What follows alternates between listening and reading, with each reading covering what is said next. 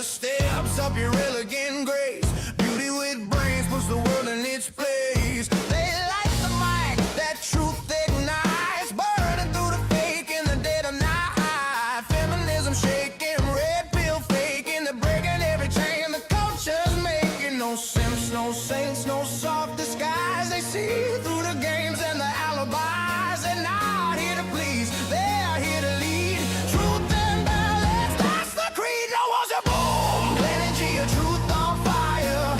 They're calling out the world's desire. From fake ideals to more decay, they're lighting up the modern age. No one's safe, not the church, not fame. They're flipping the script, rewriting the game. Love and logic, heart and soul, saving the truth for this nation's soul.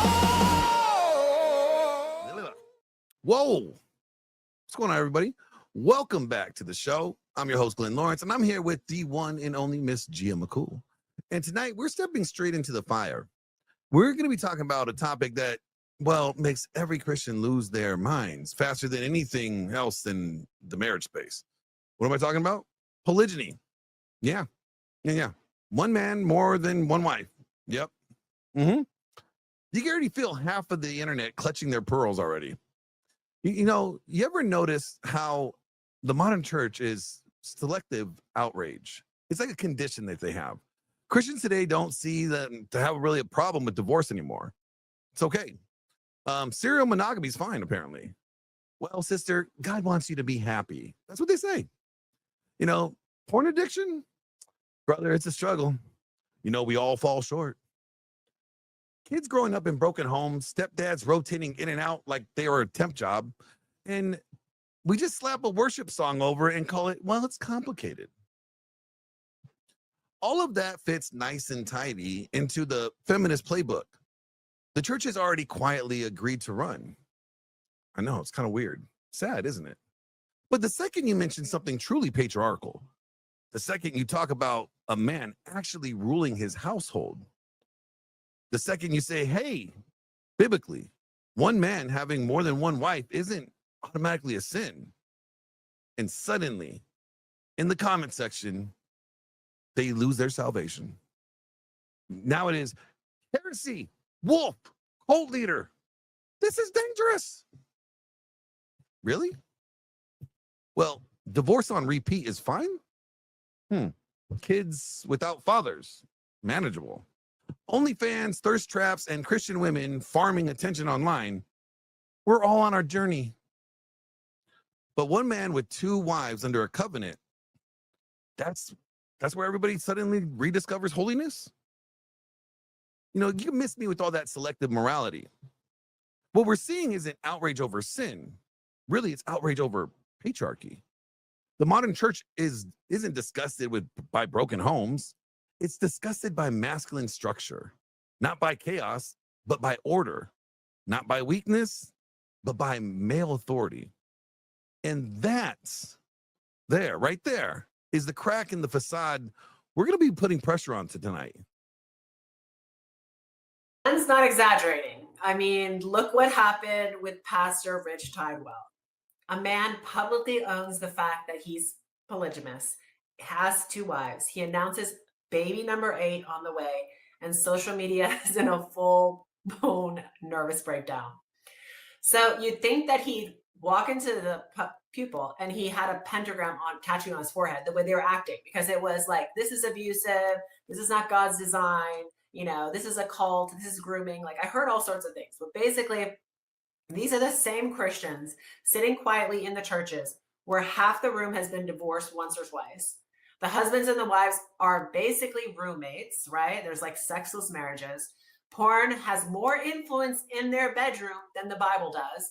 And kids are being raised in a chaos, calling it normal. But this one man taking the responsibility of two wives and having multiple children under a covenant, that's where they're drawing the line. I mean, let's be honest. The church is not offended by dysfunction anymore. It's comfortable with it. And what offends them is the masculine frame they can't control. That's really what it comes down to. A man with enough presence, resources, and leadership that more than one woman willingly binds herself to him in a covenant, I mean, that terrifies and obviously is scaring people, because a man like that doesn't build his theology around women's feelings. He's not moving like a man on eggshells. He doesn't bow to an emotional blackmail. He doesn't treat feminism like it's the third person of the Trinity. The freak out over polygyny is it's about numbers of wives. It's about getting the set terms of marriage, God's order, or cultural comfort. And that's why this conversation is so hard, it's so ugly, and it's so unavoidable right now. So that's exactly what we're going to be doing in this episode. We're not here to play it safe. We're here to ask questions everybody's dodging. Is polygyny really the great evil? Or does it expose how compromised, feminized, and soft modern Christianity has become? Because if you actually open the Bible instead of your TikTok devotional, you're going to find that Abraham, Jacob, and David had more wives, multiple wives. God didn't fry them on the spot. You're going to find laws that regulated multiple wives, not banning them. But talk about that today, and Christians act like you're sacrificing goats in your living room. So today, we brought on a man who lives right in the center of the firestorm. He's been called every name in the book: the polygyny guy, the heretic, dangerous, all of it. He's debated well-known voices like Andrew Wilson. He's had Christian influencers and theologians like Mike Winger make response videos to his position. And he's still standing on the same line. If the Bible doesn't call it a sin, why do you? So love him or hate him, he's not running from the smoke. Ladies and gentlemen, welcome Rob Kowalski. What's up, Glenn? How are you, Gia? Nice to have you on. It's great to join you guys. Rob, let me just throw you this right out the gate, okay? We live in a church culture that tolerates divorce. They say they don't tolerate porn, but they do. They tolerate broken homes, but the second a man mentions or even says, yo, I have two wives under one covenant, and I'm taking responsibility for them, the outrage goes nuclear. I mean, we saw that with Pastor Rick Tidwell when he announced it recently about his polygynous relationships and, you know, the 8th baby on the way. And Christians act like he ripped Genesis out of the Bible. So Right. What do you think this polygyny, what do you think about this whole polygyny, patriarchy, man ruling his house? Why is it so triggering for Christians, and more than actually dysfunctional relationships that we see now? What is the real issue? I mean, some people suspect or have proposed that it's a spiritual thing, that there's actually an evil spirit behind it, Ashtoreth. There's Jacob Folk wrote a great book about it called Exposing the Spirit of Ashtoreth. And if you look in the Old Testament, you know, every time the Israelites drifted away from God, they start worshiping these, you know, pagan gods, Baal and Ashtoreth. They started up these poles, Ashtoreth poles. And the way they rooted it out was polygyny. You know, Joash, you know, he said first thing he did is he gave him two wives, the priest, Jehoiada, I think it was. Because I think this is, you know, patriarchy is possible without polygyny, but polygyny, how did it go? I actually tweeted this.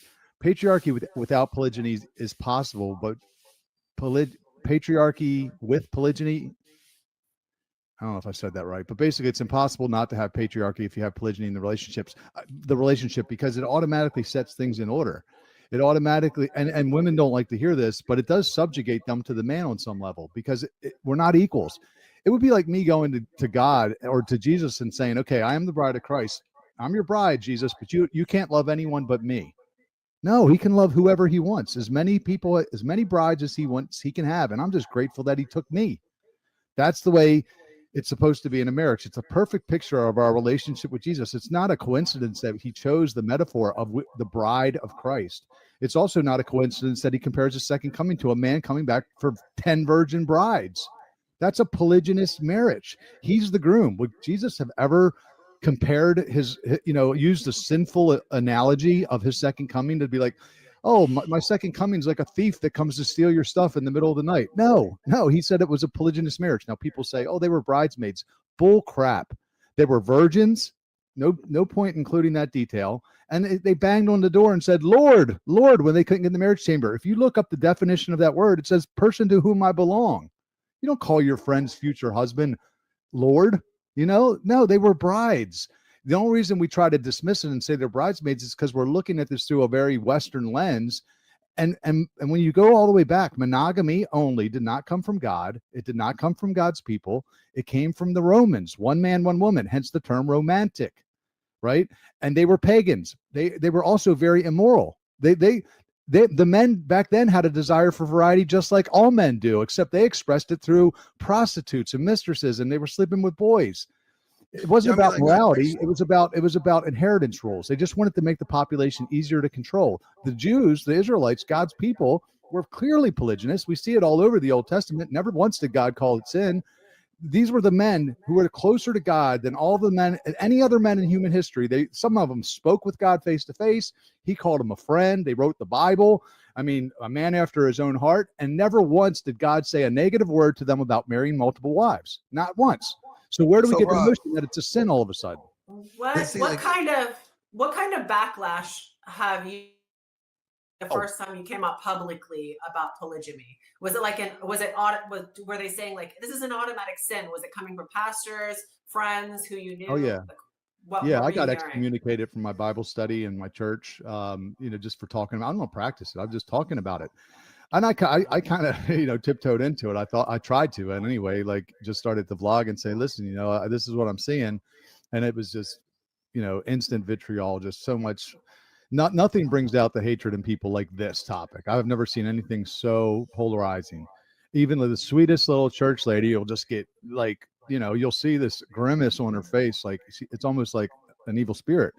So no, it was pretty instant, but that was a couple years ago. And since then, a lot more people have came out. That was my, my goal with it when I started was, okay, I know I'm going to take a lot of heat, but I think there are people that know this truth that aren't speaking up. They have to see, some people have to have seen this because it's very easy to find the truth when you read the Bible.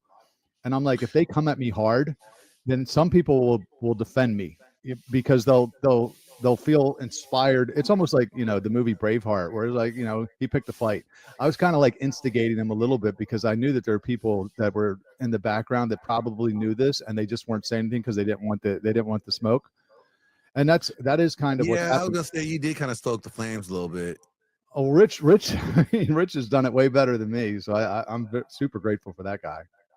I have said in the past that I believe that while there are mainly like the rules around religion and Christianity, though they come from pastors who are male, I truly, and I've said this and I get a lot of heat for it, I believe that there's a lot of women whispering in their ears. Like there's a lot of these rules that are coming from women. Yep. So like with that being said, like was there a specific moment or a passage or in a study maybe that you like something came up that you're like, oh, the Bible is not correct, or what I'm being preached to is not correct? Like what was that moment?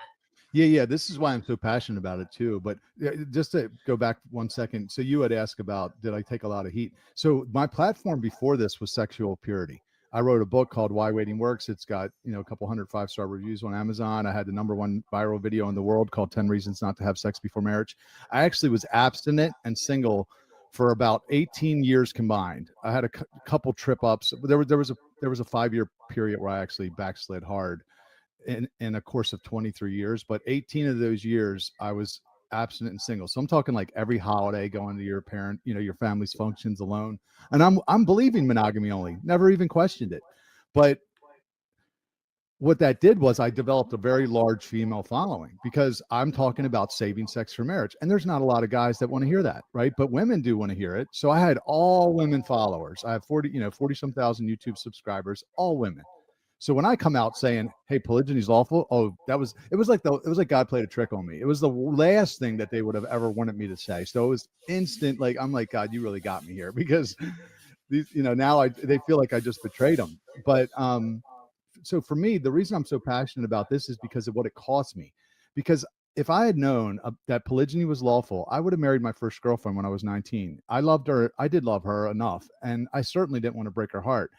But I could never get my mind around one woman only for the rest of my life. right? And this is what men do because of this false doctrine, is we stall out in the dating market. And we do this catch and release over and over. Because if you tell someone they only get one of anything, they're going to have to try a lot of that thing out. You tell me I get one car, I'm going to test drive a lot of cars because I don't want to pick the wrong car. You tell me I get one pair of jeans, I'm going to try a lot of jeans on, whatever the thing is. So that's why Satan, I hate trying on jeans, bro. Like, but that's why Satan loves this topic, because it's look at Islam. They're outbreeding us like 5 times to 1. They have something like 8 kids per family. And think about that. Like, if the devil's real, and I believe he is, he literally took the greatest force multiplier, which is polygyny, because we could breed faster. We could literally populate the earth and heaven, take dominion over the earth, Christians. If this was accepted, he took it from us and he gave it to what I believe is a false religion. And he gave us homosexuality, right? Which produces nothing. So that's the funny thing in this, right? Like, when you think about it, like, they keep on complaining that we are facing a replacement rate issue.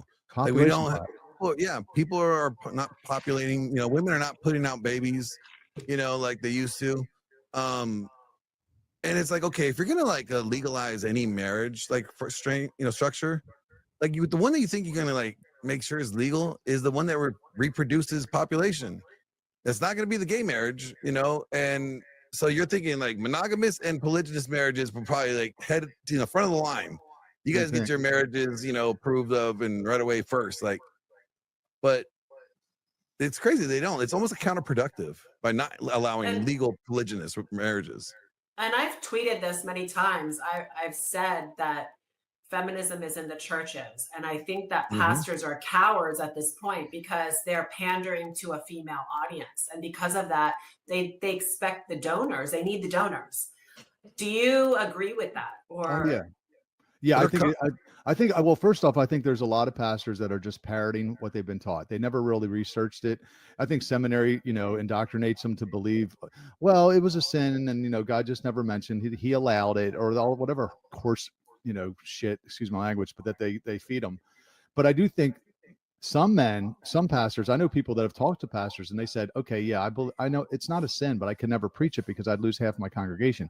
So the Bible says you can't serve both God and money. And that's exactly what they're doing. They're putting money in front of God. Now, I want to say one thing, because we talk about, multiplication, and people say that polygyny would be chaos. And I say, listen, the best use case that we have of polygyny is go back to ancient Israel. It went from a single man, Abraham. He was one man. And in just 400 years, that nation grew to 2.4 million people when they left Egypt. They overthrew the strongest country in the world in just 400 years, and they started with one man. Where was the chaos? Everything that Andrew Wilson tried to say, oh, the Lost Boys and all the things. Where was the chaos? Did God not think of that? Because what you're saying when you try to argue this, when it's very clearly regulated in the Bible, it's not even regulated. It's actually commanded in certain situations. Exodus 22:16 says, if a man sleeps with an unbetrothed virgin, he has to marry her. Doesn't say if he's not married. That means, bro, if you sleep with her and you take her virginity, you're taking care of her now. She's yours. So like it was actually commanded. God told David, I gave you your wives and I would have given you more if you asked. He actually blessed David with his 18 wives. He gave it to him. And he said, why'd you take this other dude's wife? I gave you 18 of them. Right. Yeah, see, that's what people don't realize. Like when they bring up, like, 'cause they'll use David or use Solomon as the examples. Like, I'm like, well, David's sin wasn't polygyny. His sin was, murder and adultery. There are pastors out there that do speak about this. And I would say the one that I admire probably the most out there is probably Pastor Joel Webben. And I got his number. We text every once in a while. Mainly I just harass him and I ask him questions, make sure that my theology is sound. But a couple months ago, he did this episode called the Matt Walsh versus Andrew Tate. And it was all about polygyny, traditional marriage and polygyny. And so when I watched it, I reached back out to him. I was in the middle of watching it. And then I just kind of sent him what I've come to the conclusion of. And I'll read you the message that he responded to me. So people think they just, this is wrong or whatever. They don't really understand that it's actually biblical. So when I asked him, about polygyny. I said, hey, thank you for doing the episode on polygyny. I said, I've been studying church history on this topic for several months now. And, it seems like it was deemed a sin, not due to scripture, but due to cultural norms. Augustine mentions it in his writings. So I'm watching your episode right now. So thank you for bringing it about this. It seems like there's no biblical scripture that supports that it's a sin. God never calls it a sin. We see God regulate polygyny in Exodus and Deuteronomy, but not condemn it, nor does he outlaw it. And he goes, yes, that's pretty much the answer we give. We acknowledge there could conceivably be context where it's permissible, and right there, it's just like, okay, there's framework where it could be legalized and it's not sinful. Now, would you agree with me when I say this? Like, the only reason why it's sinful because it actually goes against the law. And in Romans 13, it says obey the laws of the land, basically. God put the authorities over us. So the legal authority over us is what, God wants us to obey, unless it's like telling us to sin against him, So the only reason why we could consider it a sin today in America is because it's not legally practiced. If polygyny was legally accepted, it would not be considered a sin. Right. Let me ask a question. So let's say you're living in America and you're a married man and you sleep with a virgin. Now the law tells you that you have to marry her, but the biblical law, but the government in the U.S. government says, so what do you do?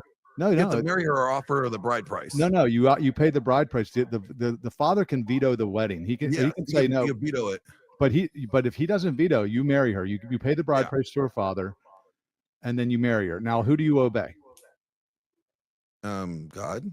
Exactly. Now, here's the deal. This is what I ask people. Polygyny is not illegal. What's illegal is having two state-issued marriage licenses at the same time. And no one's suggesting that.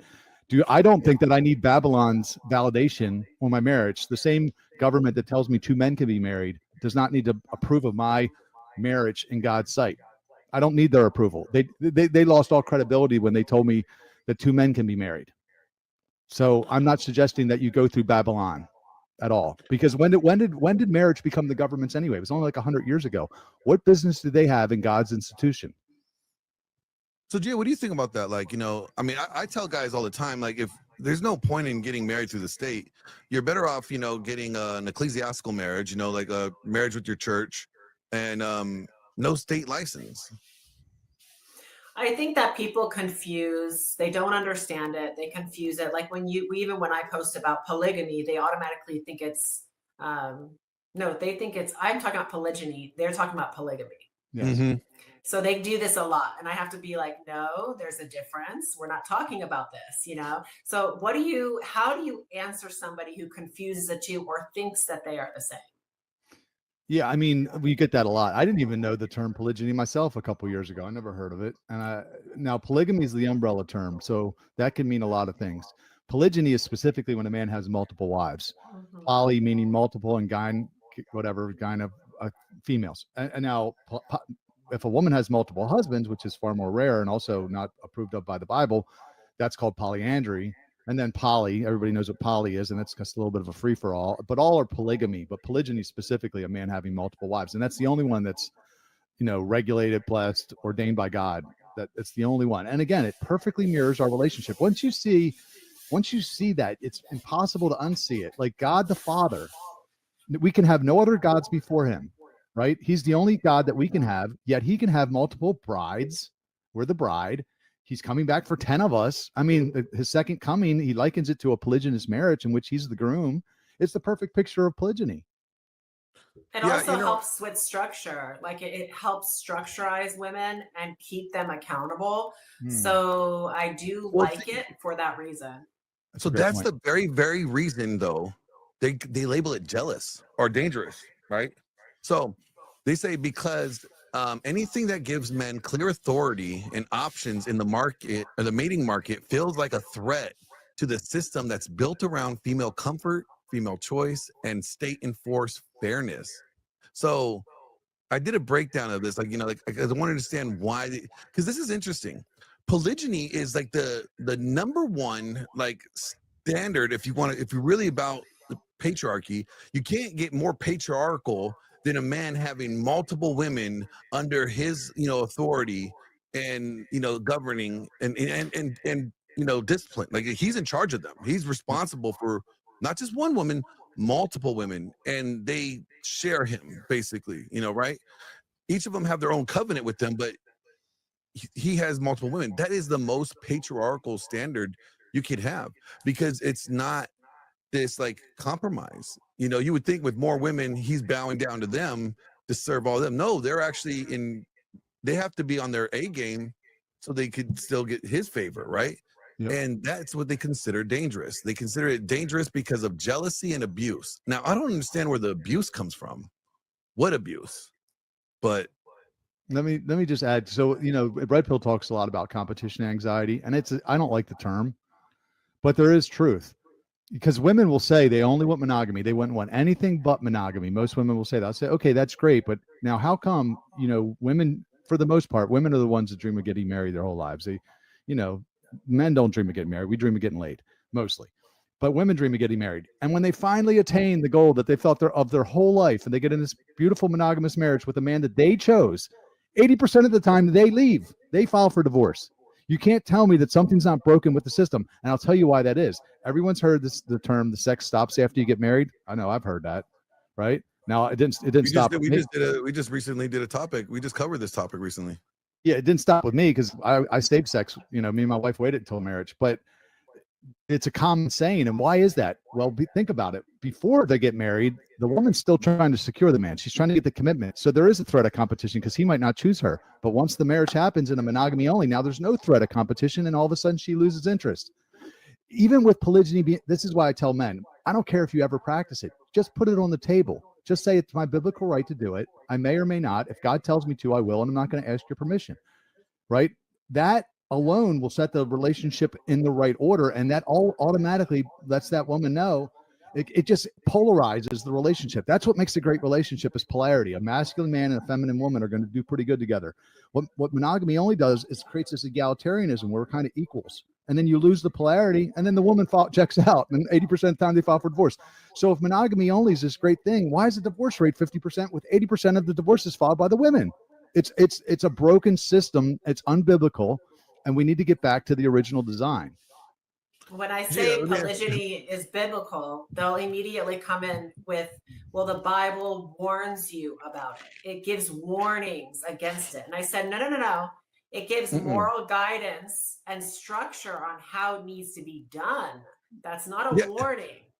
It's funny because when they hear that, they're like, well, there's like one warning. It says like, don't let your kings take too many wives or too many horses. And that's not about polygyny. That's about idolatry. Yeah. That means like, if you're trying to catch all the Pokemon, you're idolizing the Pokemon. But let me ask you this, Gia. Let's say your husband goes, you know what? I want another one of you. Like, how are you going to accept that? Like, what is the process? Like, are you be like, excuse me?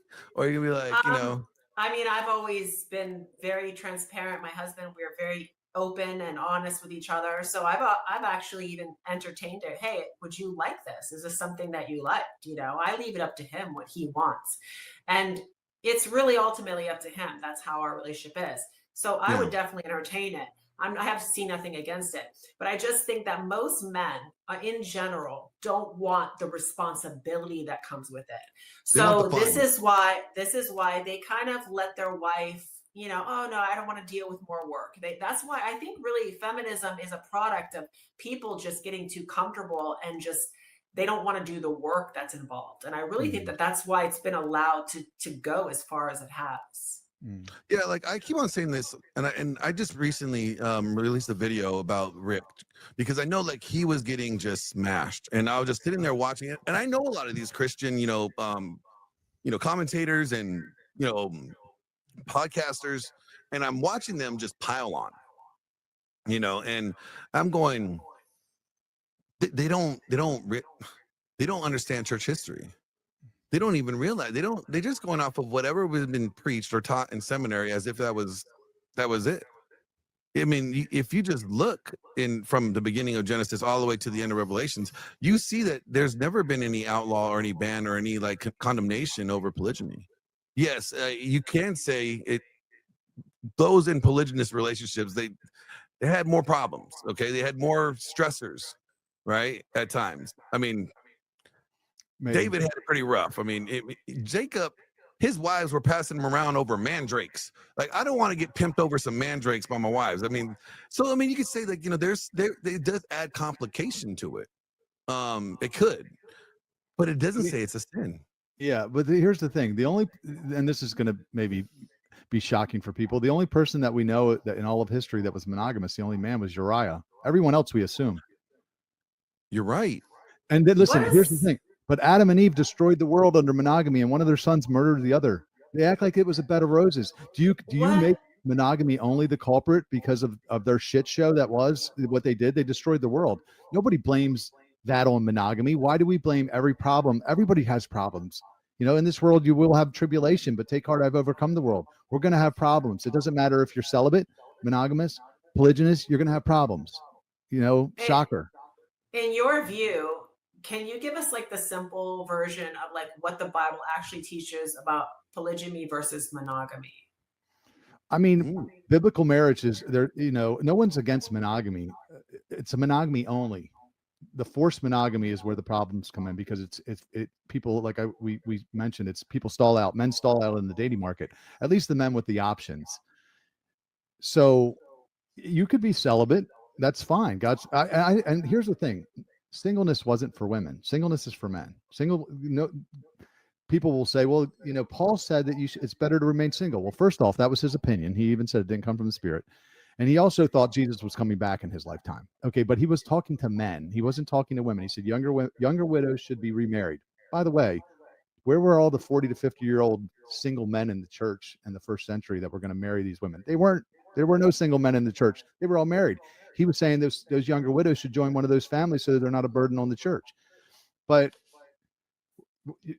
basically, every relationship structure, whether you're celibate, monogamous, or polygynous, are all going to have their own set of challenges. They're going to be unique to that. I was celibate for almost 18 years combined, and it was very difficult. Now I'm in a relationship with just one woman, and there's challenges like every other relationship, I guess. I mean, it's pretty good though. And if I do decide to bring in a woman, like you had mentioned with your husband, Gia, it's not going to be like everybody thinks. They think it's just sex. I'm like, no, listen, if I do this, I'm making a lifelong commitment to another human being. And I'm going to go to my wife. I'm going to introduce them. Do they get along? Does this woman have some set of gifts or talents that complements what we got going on? Maybe she can help in various ways. I do not want to bring chaos into my home. So I'm not going to, just more isn't necessarily better. I'm not saying it's better, right? So, but if it was better, and I fasted and prayed, and I got confirmation from God, sure, that me and my wife will advise. I'll listen to what she has to say. Ultimately, I'll make the decision. But people confuse biblical marriage with fornication, and I always push back and I say no. One of these was practiced by the majority of the men who wrote the Bible, and one of these things is practiced by the majority of people in church today, because fornication is rampant, even in the pulpit. So you have to get it straight. It's not. She's not a side chick or a mistress. This is a human that I'm going to take responsibility of. Unless she is unfaithful to me, I told my wife, I'll never divorce you, and I'll never cheat on you. If I bring in another wife, you're going to know, and it's going to be a very slow, calculated decision, and it's going to be somebody that adds to what we got going on. So that's where people get it confused. And they always, again, reducing it down to just sex is very misogynistic, because you're saying the only benefit of a woman is sex. That's all what you're saying. They're only good for one thing. They reveal themselves in the fact that they're very superficial in their responses to the situation. So, like I've always said, a woman was created for a man, not the other way around. A man. I mean, it says that in the Bible. Is this so right? blatant? Like God created a man in His likeness, and the female was there to help him, not the other way around. So a man, that's why I always say a woman needs a man. A man doesn't need a woman. Yes. And they don't like that when I say that. A man needs a mission, and a woman needs a man to help with that mission in submission. Submission. She's underneath his mission. So that's why I say singleness is for men, not women, because a man can be single. It is a lot of responsibility. Marriage is a lot. And even Jesus alluded to that. And whatever chapter it was, he says, basically, it's not for remember 19, chapter 19. Matthew 19. He's like, yeah, it's not for everyone. He was talking about men. It's a responsibility, and 2 women is a greater responsibility. It's actually a lot more work than what Gia said. The thing is most men hear 2 wives, and when you're uneducated, you think it's every man's dream, and every woman thinks it's They're thinking menage a trois. Yeah, and the woman's is every woman's nightmare. But then once you educate, the woman realizes, wow, this is a pretty good deal for me, because right now you got most households, both parents have to go to work. Then you need 2 incomes, so the kids are being shipped off to daycare, and then you send them to school where they're being indoctrinated. You're running around like chickens with your head cut off, and then she's still got to try to come home and take care of the home and have some energy for sex. And like, I had a guy on my podcast with 6 wives, and he was like, it's so easy. He's like, look, each of my wives makes dinner one night a week, and he's a fantastic meal because they get to think all week about that one meal that they're going to make, all their womanly love in that one meal. They all have hobbies, and they, no problem with the kids because they can run off to the mall or wherever at any time. There's always someone to watch the kids. He's like, it's so easy. Monogamy only is hard, and monogamy only is expensive. And until people realize that you've been fed lies, then you're going to stay stuck in that line of thinking. And Well, if we've you seen think this about debate. Oh, go ahead, Gia. if you think about female nature, I talk to women all the time, and they're always complaining that they don't have any friends, right? Yeah. Because they weren't meant to be in the social status setting that we have today. So if they had other women in their circle that were relatable to them and serve the same purpose, that's where you get the whole "it takes a town to raise children." Yeah. That's there. You're creating your own ultimate community. Like the tribe, the basically. village, like the village. You're making your own village. The village people.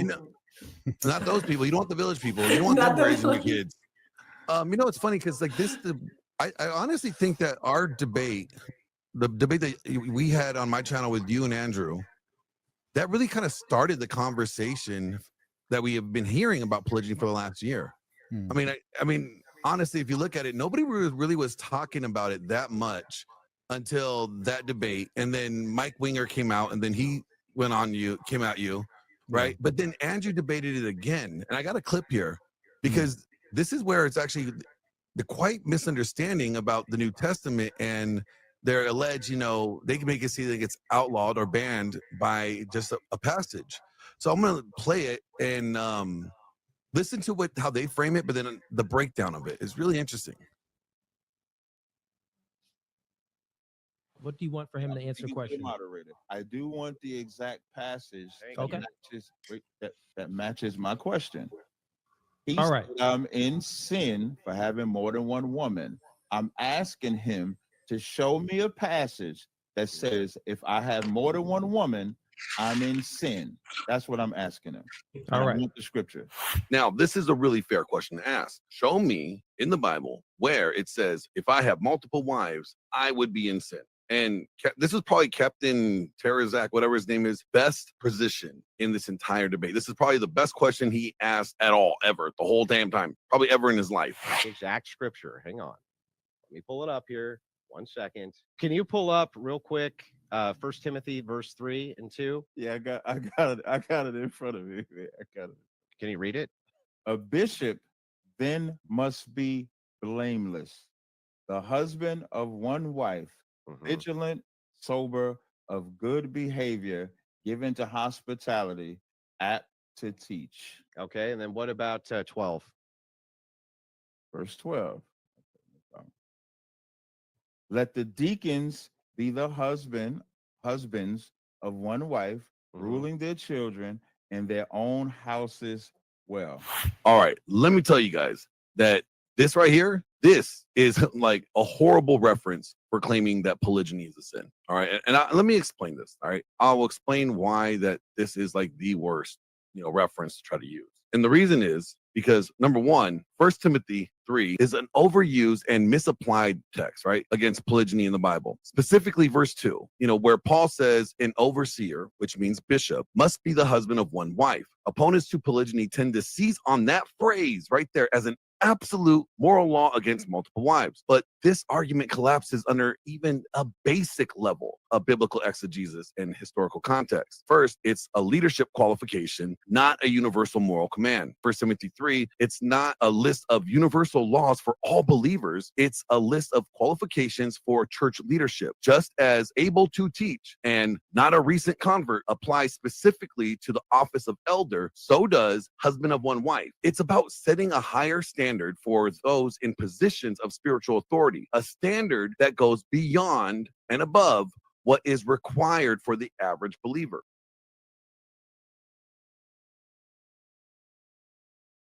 So, Rob, I think you have a different of opinion on me than that, right? Because you have a different understanding of the text of husband of one wife. But I mean, that you could just see the concept of it, though. Like just them saying, like, oh yeah, a bishop has to be a husband of one wife, and he has to have this, this, this, this, and this. Well, not everybody in church is a bishop. Not every Christian is a bishop or an elder.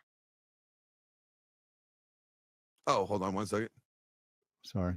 If you look at There you the go. original word, yeah, if you look at the original word that Paul used for one, it was mias, right? That was the Greek word, and it means one, a, or first. Okay, you can look this up, Strong's Concordance. And if you said the husband of first wife, now it changes the meaning completely. It means a man that's not divorced, right? So very well could have meant that. But even if it did mean that, right? Like I would concede to Andrew or whoever else, okay, it's for bishops. But that alone implies that having multiple wives was a known possibility in the church, right? He doesn't say for all men. So I'll concede, okay, for bishops, I don't think it means that at all, because what's more consistent with the men that God chose throughout history? Because the men that he chose to lead his people, not just people that he chose, to actually be the kings and the leaders, had multiple wives repeatedly. So you're telling me God had a broken picker, right? And all of a sudden Paul just bangs the left, thousands of years later, and overrides the law of Moses. He didn't even have the authority to do that, number one. But even if it did mean that, which I think a very strong case can be made that it did not mean that. But even if it did, what percentage of the men in the church are not bishops? The majority. And now you're trying to make it a blanket rule for everyone when that's not what it said. Adding to the word of God is a sin. And that's what you're doing. You're adding to the word of God. Yeah, I mentioned that before. Like, Gia, like, do you think? I mean, you can't just help but see from the purview that like feminism has really got its grips on this, right? Mhm. But we know that it wasn't like modern day feminism. Like we know that it was like the 6th century, the 4th and 6th century. That's when they actually started outlawing it. But then during the Reformation period, Martin Luther says that it's not a sin. So we see during the Protestant Reformation, they tried to bring it back. But it seems like, overall, especially in modernity nowadays, with feminism as tightly, rooted in the modern day church, there's no way they're going to be able to ever like accept polygyny without like ripping out feminism from the foundation. Yeah, I mean, and then not just that, but now they have conditioned themselves and indoctrinated themselves with all these type of excuses. Like one of the biggest things I'll hear is, well, everything in the Bible with polygamy ended up negatively or badly, like all the stories that were in the Bible. And then I'll be like, okay, like how do you respond to people who say that everything turned negative in the Bible? It's not true. Regarding that. Yeah, it's not true. They haven't studied. I mean, what happened to Joash? Nothing. What happened to Moses? He had 2 wives. You tell me that Moses, the guy who wrote the one flesh, he wrote Genesis. You tell me he didn't understand what it meant? So like in Genesis 2, what do they bring up? Genesis 2, I think it's 24. They say the two shall become one flesh. And they try to say that supports monogamy. Right. That's like a dick getting in a vagina. That's all it is. That's how you become one flesh. It's penetration. Right. It's an idiom for sex. I mean, here's the deal. Why didn't God's people believe that it meant that for thousands of years? This is what's wild to me about mainstream Christianity. It's like a game of telephone. Thousands of years later, after we think that we cracked the code, we understand what it means better than the people who received it from the source, because they were clearly polygynist and they didn't think that it meant that. And why on 1 Corinthians 6:16, let's go to the New Testament. Paul says that when a man sleeps with a prostitute, He becomes one flesh with her. Now, let me ask you, can a married man sleep with a prostitute? Yes. Mhm. Can he sleep with more than one prostitute? Yes. Well, how can that mean monogamy only? It's impossible, right? So it doesn't mean that. It just Yeah, doesn't. they do have a pattern of taking the scripture and interpreting it in a way to say that in the Bible, the pattern is monogamy.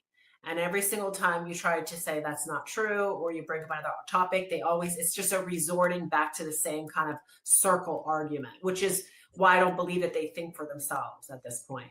Yeah, God's multiple times in the Bible is compared. He said that he has two wives, Israel and Judah. He said they were mine and they bore me sons. So again, no, the pattern is not monogamy. It's what you've been told. So you're trying to make it fit that, and it clearly doesn't. Which is why we come up with all these crazy things. They weren't brides; they were bridesmaids, and every ended in chaos. Well, Adam and Eve, but you don't blame monogamy. You be consistent. Look, was it God's original design for one man, one woman? Possibly. We don't know. That's an assumption. But even if it was, you're not nudist, are you? Do you wear clothes? Do you eat you eat meat? I mean, are you a vegan? No, things changed when sin entered the world. So I don't know. I think that the biggest, for me, one of the biggest clues that monogamy only wasn't the original design was our reproductive function. Because It's interesting a when you woman look at can it. make a woman can make one baby a year, and a man can make millions of babies a year if he had enough women. And God set that system up. Okay, why does a woman stop making babies, at 40, 45 years old, but a man can basically reproduce until he's dead? There's a reason for that, because none of that would make sense under monogamy only. But God set that system up, and biology leaves clues.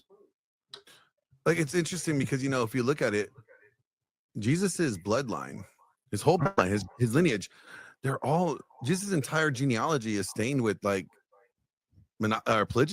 It is. Jesus came from the line of David and Solomon. Both had multiple wives. David was called a man after God's own heart, while he had multiple wives. It's kind of funny,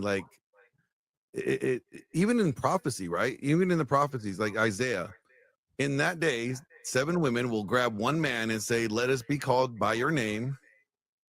Take away our reproach. God didn't rebuke them. He didn't correct them. He let it stand. Why? Right. Because being called by a man's name was honor, not a sin. Yeah. It's a reproach for a woman to be single and childless. Yeah. Which is what we have now. Now, you believe, polygyny could. I guess the debate prompt was wrong. Or, it was rough. But it was you said you believe that polygyny could save the West. But there's much more than just allowing people to have multiple wives needs to take place before the West could be saved. Would you agree to that? There would need to be addressing the family court laws, because if you don't address the family court laws and you just let people get married, multiple wives, well, you're gonna have multiple wives divorcing you and you having to pay alimony to both of them over no fault divorce. So you would think that it's just part of the solution? Only if you get married through the state will that happen to you, right? I don't suggest doing that. But there's going to be guys that do. So I'm just looking at for the average, the general, 85% of Americans are going to get married through the state, right? Most people are not going to do covenantal only. So for the majority, you think that they would have to fix family law first? Yeah, you're not wrong in saying that, for sure. It's a big part of the solution, but probably not the only thing that would need to change. Yeah.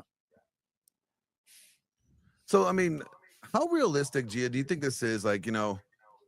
Polygyny ever being accepted in America? I don't think that many people would be able to do it. I don't think they'd be able to do it properly. So on that aspect, there would be a divide there, and it would be very hard to adopt.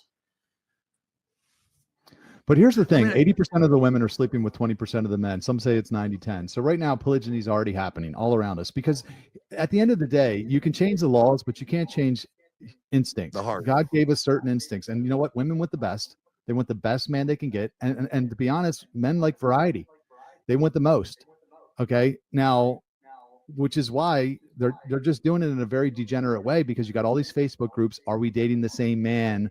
Baltimore. Are we dating the same man? Los Angeles. They're all trying to catch the guys, because or the guys.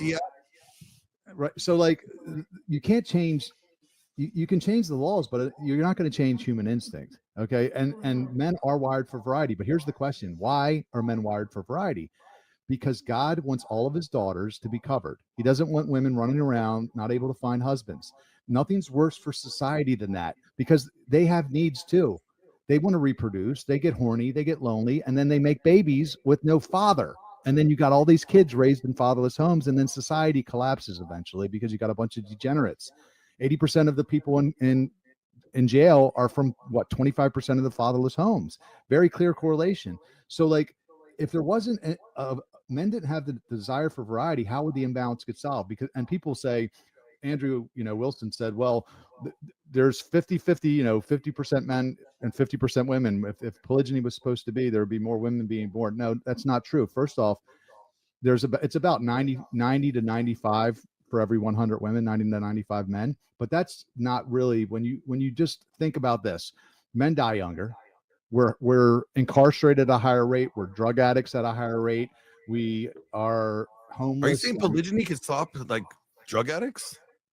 No, what I'm saying though, I'm saying that men, all these things, men are go to jail at a higher rate. We're homosexual at a higher rate. There's a lot. So when you throw, and then here's the big one: many men are just either unwilling or incapable of marriage.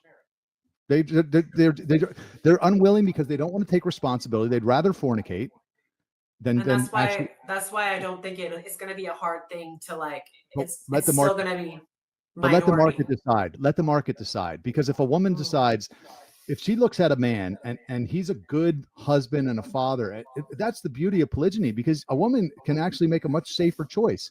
She can see what kind of husband is. I had a woman swipe on me on a dating app recently. So I'm married and me and my wife are considering. So I have a line in the water, and she's like 30 some years old. And she said, something.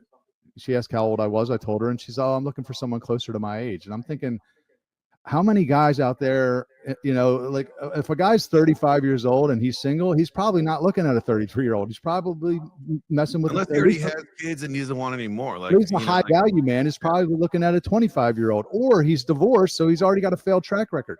Polygyny allows the woman to make a safer choice because the guy's got a resume. Is he a good husband and a good father? And okay, well, pretty safe choice. When you get married in monogamy only to the first time marriage, it's a little bit of a roll of the dice because you don't know what kind of guy he's going to be.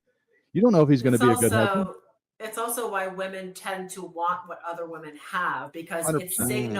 it signals to them that the man knows what the fuck he's doing. Absolutely. But like when we look at, for instance, that public post, and I'm just going to quote it again, right? Rich Tidwell said, I'm polygamous. He said, I have two wives where we've got baby number 8 on the way. Right. So that was like the gist of his post. That created a shitstorm. Okay. A shitstorm. And it's funny because when you really get down to like the root, because all of the noise do away with the noise and really get down to the root of why people are upset. They're upset because pretty much all of this world is doing what they want behind closed doors. They're living and they're doing all these sins behind closed doors silently while acting righteous in public. And what does that do? That causes, because there's this old saying, when you suppress desire, it comes out in judgment. So what we have is a lot of people living in sin and quiet and then turning right back around to feel better about what they're doing by judging other people. And what Tidwell did was, I'm not hiding. I'm not doing this. I'm telling you straight up what's up. And I'm not living in sin. And that is the root of the noise. That is what pisses people off the worst. And you can see this all over, right? You can see Trump doing it. You can see Andrew Tate doing it. They're saying, fuck this. I'm going to live this way right out in public, and you guys need to deal with it. And that is what burns. They're unapologetic with it. Yep. They're completely unapologetic with it. And they're like, we don't care what the feminine say. We don't care what women want. Because, really think about it. Monogamy only really puts guys in a position. The only thing that kept the monogamy only going well back in the day was the social buffers of women not in the workforce, men being the provider. That those buffers, right, kept men in this hierarchical position to where that they had authority over their home and stuff like that, because they were the source of resources. But as soon as you remove that and you make it equal, right, now you have no hierarchy. It's all egalitarian. And then the only way to even kind of course correct that would be to have polygyny, where more than one woman want the same guy, and they all have it, right? Like what Rick is doing is he's kind of establishing, like, look, in this world of chaos where all you guys are saying you can't find a woman, or you can't find marriageable women, or you can't find women that'll be submissive. What am I doing here with two women that are submissive to me? And they have no, they're not jealous. They're not fighting over this. We have this two different covenants, and that right there destroys the status quo. Because biology also supports polygamy. Like when you see every man that gets married, why does his testosterone drop? Like that wouldn't happen if he was regularly having sex, if he was having that desire, that direction, that purpose. So like it also supports through biology. Yeah. Well, I almost liken the man's desire for variety to like a woman's desire for childbearing, because, and men's too, but mostly women. So, as a woman, that having a baby is going to be a lot of work. It's going to be sacrifice. It's going to be sleepless nights. It's going to be emotional, whatever, if they get in trouble, and you still want it. Now, man, if the Bible, sex meant marriage. So you get into a marriage with a woman, and after a while, the sex just isn't as exciting as it once was. That's true for everybody. It's called habituation. But a man sees a new woman and he's like, ooh, and there's actually something called the Coolidge effect, which actually it picks up the sexual appetite of everyone involved, including the first wife. She actually gets more turned on when another woman enters the picture. But if men were one, it's like a nice version for like passive dread. Right. Yeah, maybe. But the thing is like even and men still, even though it's going to be a lot of work for that man to now cover another human being, another woman, he still wants it because it's new. And God put that in him because he wanted men to solve the imbalance. There's maybe 20 to 30% of men are really good, would be good husbands. And now you got 100% of women who need husbands. How are you going to solve the imbalance unless a man has the desire for variety? Because if he was just, okay, I'm good with one. If every man was just good with one and they were one and done, you would never solve the imbalance. But because men like variety, and it's not a flaw, it's a feature. It's the only thing that's wrong is how you express it. If you go out and start banging chicks and busting nuts and girls left and right all over town, like a lot of the guys are doing under forced monogamy, yes, that's a sin. No one's suggesting that.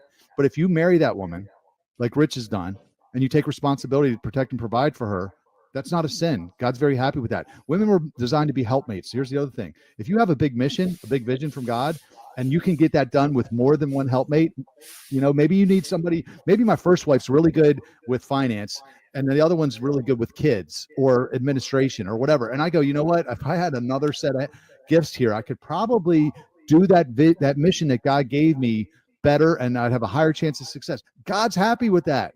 If you could, it's like telling a man he can have one employee, a business owner. You only get one employee, but you got to build Amazon. It ain't going to happen. Like helpmates, that's what they're there for. And women, at the end of the day, women push back on this, but women say they won't settle. This polygyny is the only marriage structure that actually lets them prove it, because you can choose the best man. But we have to also get, we probably don't have time today, but we have to also get into the economy and like how America has created economic development and how that affects men being able to even do this, right? Because really there's a whole nother subset of discussions along this line. Like how can a man, he would have to be, right, substantially financially set to do this. That just points out, like, I don't think polygyny is called for every man. I think it's always been for men of means. Like you had to have the ability to facilitate this to begin with, like to be a good steward. I think men need to be good managers, not necessarily be rich. Because if you read Proverbs 31, that woman was a hustler. She woke up early. She was tending to her house. She actually had side hustles. She was selling, purple fabric to the merchant. She was doing all kinds of. So you're trying to tell me it wouldn't be to my benefit as a man to have 3 of those women in my house? Bull crap. That woman she was a net positive. Okay, so this idea that women just sit around and they don't do anything and the man's got to work. No, listen, that's not biblical. Okay, I'm not saying my wife, I don't want her to call another man boss. That's my belief. But she can help me with my mission.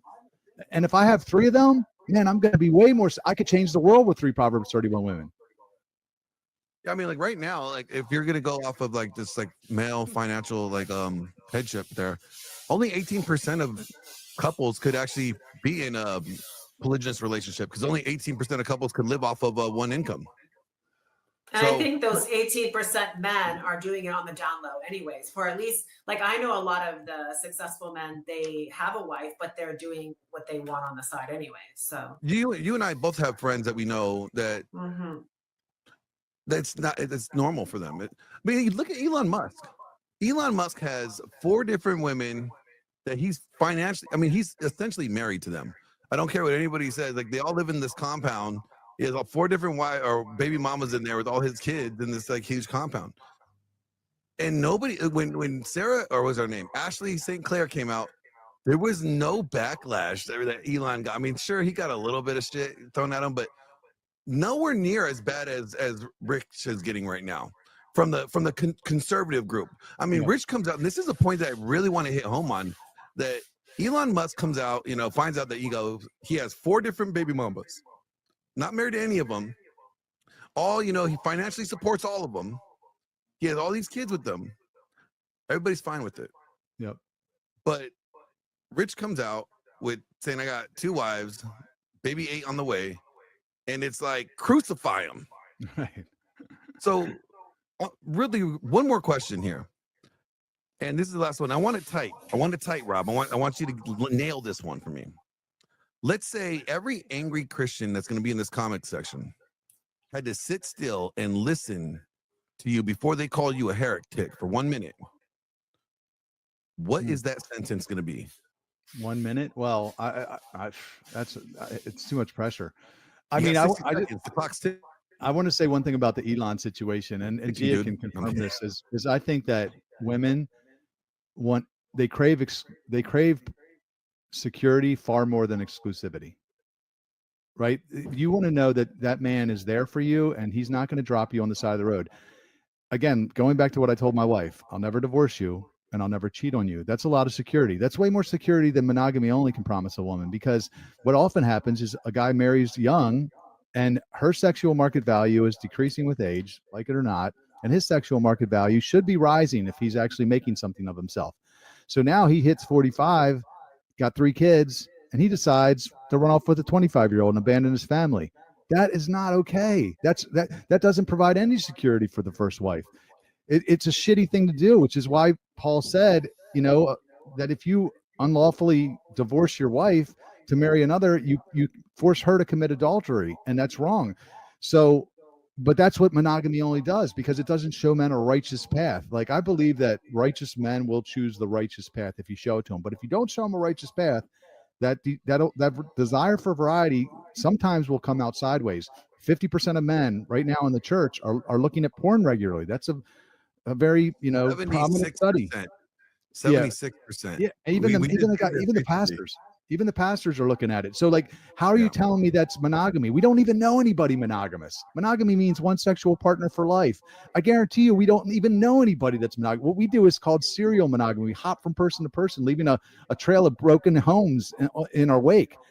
This is exactly what Paul said you can't do, and that's because of soft polygyny. It's soft polygyny, exactly. So it's like, I don't know if that was the answer, but that was, one of many of my arguments is like monogamy only is like a 2-seater. You're driving down the road with your wife and you see this pretty girl hitchhiking on the side of the road and you pull over to pick her up and your wife's like, what are you doing? There's nowhere for her to sit. You're like, sorry, you got to get out. But polygyny is like, an econovan. Hop in, babe. We got room for all of y'all. Like, as long as he's going to take care of that woman. And again, the woman gets a friend. Women like to talk. They like to, I don't want to talk, babe. I want to work. Don't make me your girlfriend. I don't want to be that. And that's polygyny allows that, because I personally, as a man, I love being around that female energy where they're laughing and I can just be the guy looking out for them. like taking care of things that a man does, and they can do what they do. Like, it's a great situation. Of course, I wish I was shown this when I was younger, but my whole goal in this is I want to just find the 27-year-old me. That was the year I accepted Jesus, and I bought into this monogamy only lie, and it cost me a lot because I'd have kids that are probably starting college now.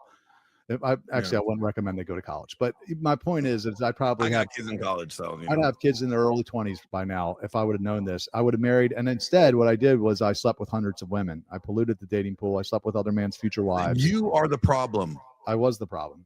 Yes. Damn you. So was I. I think it's important, that men have options, and I'm not knocking monogamy either.